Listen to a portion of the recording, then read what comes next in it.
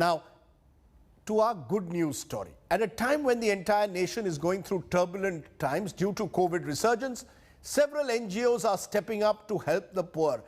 In Karnataka's Bengaluru, for example, from free food to subsidized vaccines, all kinds of help are being offered. Take a look.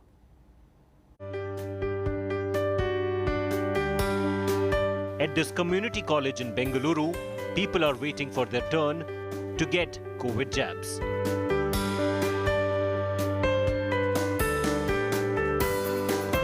They will not be paying the full amount that hospitals charge for the vaccine. The Jain International Trade Organization, an NGO, has subsidized the rates. This vaccination drive we have started about a week back, and daily we are giving 200, 300 vaccination. Now from yesterday we were able to complete 500. Today also we are completing 500. Tomorrow also we'll be completing 500.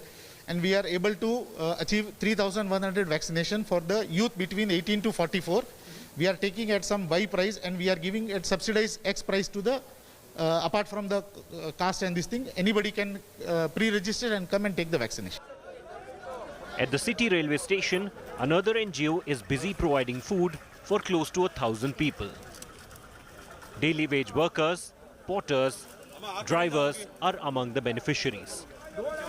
Some of these people are stuck in Bengaluru with no income due to the lockdown.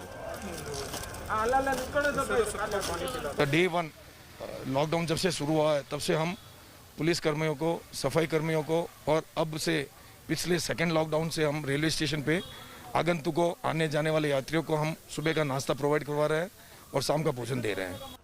At a time when the entire nation is going through turbulent times due to COVID resurgence, hundreds are putting humanity above everything.